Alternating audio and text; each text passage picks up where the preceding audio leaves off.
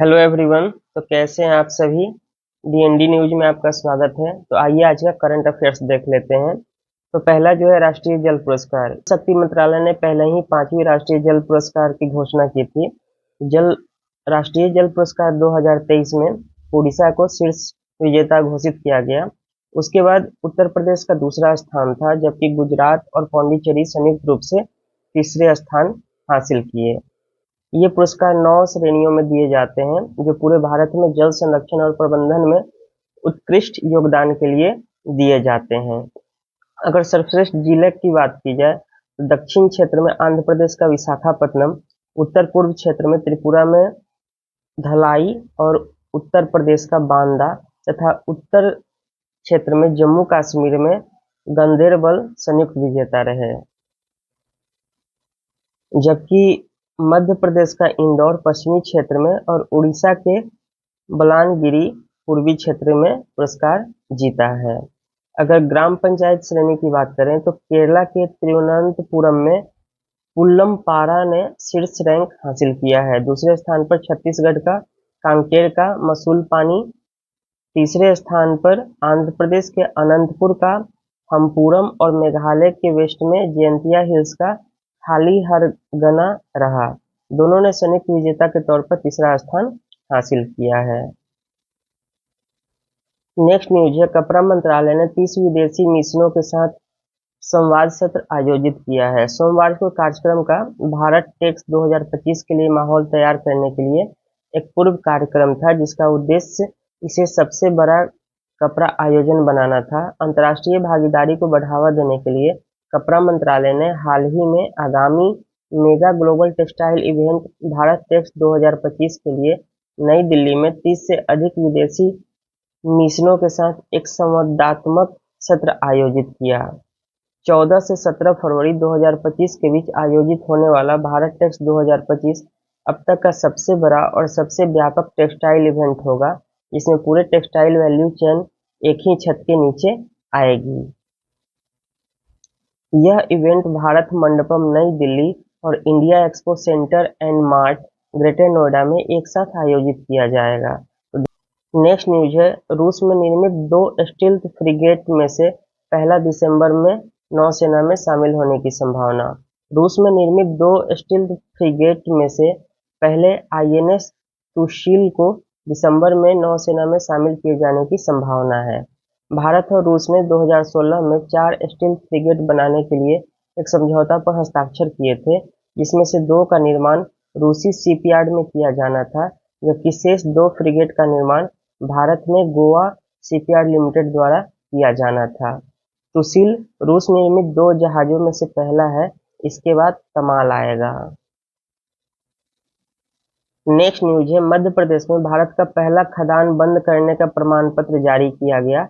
कोयला मंत्रालय के अधीनस्थ कार्यालय कोयला नियंत्रक संगठन ने यह सत्यापित करने के बाद प्रमाण पत्र जारी किया कि खदान मालिक ने सभी सुरक्षात्मक सुधार और पुनर्प्रयास कार्य पूरे कर लिए हैं। भारत में सतत खनन प्रथाओं के लिए एक ऐतिहासिक उपलब्धि में से कोयला मंत्रालय ने मध्य प्रदेश के बैतूल जिले में 3 खदानों के लिए अंतिम खदान बंद करने का प्रमाण पत्र जारी किया। यह पहली बार है जब भारतीय कोयला खनन के इतिहास में इस तरह के प्रमाण पत्र दिए गए हैं। पथारखेरा क्षेत्र के वेस्टर्न कोलफील्ड लिमिटेड को प्रमाण पत्र प्रदान किए गए हैं, जिसमें पथारखेरा खदान संख्या 2 यूजी, पथारखेरा खदान संख्या 1 यूजी और सतपुरा 2 यूजी खदान शामिल हैं। संबंधित खदानों में कोयला भंडार समाप्त होने के कारण बंद करना आवश्यक हो गया था। अमित शाह ने गुजरात में 300 करोड़ रुपए की किसान कल्याण योजना का शुभारंभ किया है। यह अवसर राष्ट्रीय डेयरी विकास बोर्ड के हरित जयंती समारोह और भारत में सहकारिता आंदोलन के संस्थापक श्री त्रिभुवन दास पटेल की जयंती के अवसर पर मनाया गया। इस अवसर पर श्वेत क्रांति 2 के लिए मानक संचालन प्रक्रिया का शुभारंभ किया गया। एसओपी 1 लाख नई और मौजूद डेयरियों को सक्षम बनाएगी और देश भर में दूध के मार्गों का विस्तार करेगी। शाह ने 210 करोड़ रुपए की लागत वाली मदर डेयरी की फल एवं सब्जी प्रसंस्करण इकाई का उद्घाटन किया। उन्होंने उत्तराखंड के बद्री घी और मदर डेयरी के गिर घी ब्रांड को भी लॉन्च किया। उन्होंने 2 लाख नई प्राथमिक कृषि ऋण समितियां स्थापित करने और देश के सभी 8 करोड़ दूध उत्पादक परिवारों को सहकारिता के दायरे में जोड़ने की योजना की भी घोषणा की है। नेक्स्ट न्यूज है, राज्यसभा सभापति ने मिलिंद देवरा को अधीनस्थ विधान संबंधी समिति का अध्यक्ष नियुक्त किया है। राज्यसभा के सभापति जगदीप धनखड़ ने शिवसेना नेता मिलिंद देवरा को अधीनस्थ विधान समिति का अध्यक्ष नियुक्त किया है। धनखड़ ने आप नेता नारायण दास गुप्ता को याचिका समिति के अध्यक्ष पद के लिए तथा एम थम्बीदुर्रई को सरकारी आश्वासन समिति के अध्यक्ष पद के लिए नामित किया है। भाजपा नेता लक्ष्मीकांत वाजपेयी को सदन के पटल पर रखे गए पत्र संबंधी समिति का अध्यक्ष नियुक्त किया है। तो आपको बस ये ध्यान रखना है कि राज्यसभा में जो समितियों के अध्यक्ष की नियुक्ति की जाती है, राज्यसभा के सभापति के द्वारा की जाती है। नेक्स्ट न्यूज है, राष्ट्रमंडल खेल से हॉकी, क्रिकेट, कुश्ती, बैडमिंटन जैसे खेल ग्लासगो 2026 से बाहर। 2026 राष्ट्रमंडल खेल 10 खेलों वाला आयोजन होगा। इस 6 खेलों में हॉकी, क्रिकेट, कुश्ती, बैडमिंटन, टेबल टेनिस और स्क्वैश शामिल है, जिसे बाहर कर दिया गया है।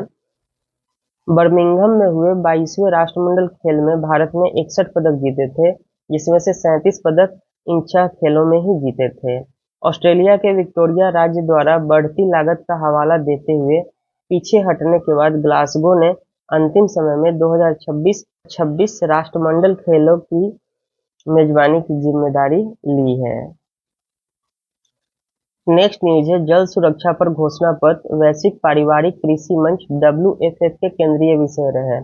अपनी महत्वपूर्ण भूमिका के बावजूद पारिवारिक किसानों की आजीविका अनिश्चित बनी हुई है, क्योंकि उन्हें उत्पादक संसाधनों, बाजार के अवसर और आवश्यक सेवाओं तक पहुंच में कई कठिनाइयों का सामना करना पड़ता है। संयुक्त राष्ट्र के खाद्य एवं कृषि संस्थान FAO के सदस्य देशों, प्रतिनिधि मंडलों के प्रमुख और कृषि में जल की कमी पर वैश्विक फ्रेमवर्क के साझेदारों ने 17 अक्टूबर को कृषि में जल की कमी पर रोम घोषणा को अपनाया है, जिसका उद्देश्य विशेष रूप से कृषि क्षेत्र में जलवायु संकट के कारण बढ़ती जा रही जल की कमी को दूर करना है। जल संकट की चुनौतियों से निपटने के लिए देश की सहायता के लिए 2016 में माराकेश में आयोजित संयुक्त राष्ट्र जलवायु सम्मेलन में वसाग पहल की शुरुआत की गई थी। यह घोषणा उच्च स्तरीय रोम जल वार्ता के अवसर पर जारी की गई, जो FAO के वार्षिक विश्व खाद्य मंच के दौरान 14 से 18 अक्टूबर तक रोम स्थित FAO मुख्यालय में आयोजित की जा रही है। इस वर्ष WFF का विषय था आज और कल के लिए सभी के लिए अच्छा भोजन। WFF एक प्रमुख आकर्षण FAO और अंतर्राष्ट्रीय कृषि विकास कोष द्वारा ग्लोबल फैमिली फार्मिंग फोरम का शुभारंभ भी किया गया। नेक्स्ट न्यूज है, IIT मद्रास 2025 तक दुबई में अंतर्राष्ट्रीय अनुसंधान केंद्र शुरू करने के लिए तैयार है। IIT मद्रास ने दुबई में अपना पहला अंतर्राष्ट्रीय प्रमुख केंद्र शुरू करने की योजना की घोषणा की, जो अनुसंधान, नवाचार और उद्यमिता पर केंद्रित होगा। 2025 की शुरुआत में खुलने की यह उम्मीद की जा रही है। चक्रवात दाना जो है उड़ीसा तट पर बालेश्वर और धामरा बंदरगाह के पास दस्तक देगा और उसके बाद पश्चिम बंगाल को भी यह हिट कर सकता है। नेक्स्ट न्यूज है, मानव तस्करी के खिलाफ दिल्ली की सड़कों पर नागरिकों का वर्क फॉर फ्रीडम। प्रमुख कॉलेजों के स्टूडेंट ने शामिल होकर बढ़ाई जागरूकता। मानव तस्करी को लेकर जागरूकता बढ़ाने के लिए दिल्ली के कॉलेजों, सरकारी एजेंसियों और गैर सरकारी संगठनों के 300 से अधिक नागरिकों ने आज वैश्विक वर्क फॉर फ्रीडम में हिस्सा लिया।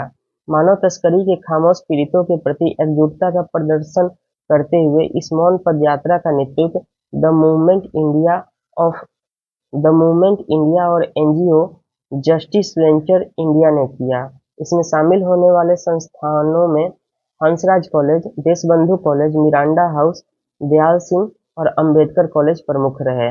वर्क फॉर फ्रीडम मानव तस्करी को समाप्त करने के लिए एक वैश्विक समन्वित प्रयास है, जो दुनिया भर के 50 प्लस देशों और 500 प्लस स्थानों पर आयोजित किया गया।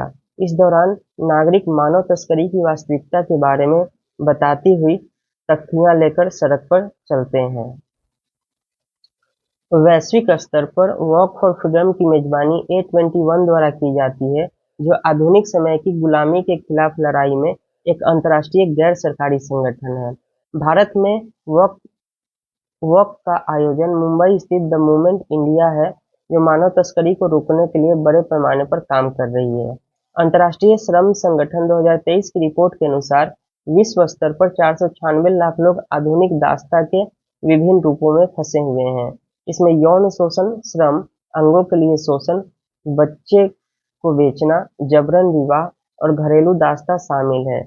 इसका मतलब यह है कि विश्व स्तर पर प्रत्येक 150 में से एक व्यक्ति गुलाम है। क्राइम इन इंडिया रिपोर्ट राष्ट्रीय अपराध रिकॉर्ड ब्यूरो के अनुसार भारत में 2022 में हर दिन 7 बच्चों की तस्करी की गई। 2022 में हर दिन 128 बच्चे लापता हो गए और 2022 में दर्ज किए गए मानव तस्करी के लगभग आधे मामलों में पीड़ित बच्चे ही रहे हैं। नेक्स्ट न्यूज है, बिजली मांग को पूरा करने के लिए पारेषण पर खर्च करने होंगे 4 लाख करोड़ रुपए। सीईए ने रिपोर्ट में बताई निवेश की पूरी योजना। केंद्रीय विद्युत प्राधिकरण द्वारा पारेषण पर नवीनतम राष्ट्रीय विद्युत योजना में कहा गया है कि 2027 तक 277 गीगावाट की अपेक्षित बिजली मांग को पूरा करने के लिए भारत को बिजली पारेषण संबंधी बुनियादी ढांचे में 4.25 लाख करोड़ रुपए निवेश की जरूरत है। सीईए बिजली मंत्रालय की एक तकनीकी शाखा है। नेक्स्ट न्यूज है, आईएमएफ ने भारत की जीडीपी वृद्धि का अनुमान रखा बरकरार, कहा अपनी वास्तविक क्षमता से जुड़ रही है अर्थव्यवस्था। अंतर्राष्ट्रीय मुद्रा कोष ने मंगलवार को वित्त वर्ष 25 के लिए 7% और वित्त वर्ष 26 के लिए 6.5% के भारत की जीडीपी वृद्धि अनुमान को यथावत रखा है। आईएमएफ की वर्ल्ड इकोनॉमिक आउटलुक रिपोर्ट के अनुसार जीडीपी वृद्धि 2023 में 8.2% से सुस्त होकर 2024 में 7% और 2025 में 6.5% होने का अनुमान है। महामारी के दौरान संचित दबी हुई मांग समाप्त हो गई है, क्योंकि अर्थव्यवस्था अपनी क्षमता के साथ फिर से जुड़ रही है। तो मिलते हैं नेक्स्ट क्लास में। तब तक चैनल पर नए हैं तो सब्सक्राइब करें, लाइक करें, शेयर करें, बेल आइकन को दबाएं, नोटिफिकेशन पाए। धन्यवाद।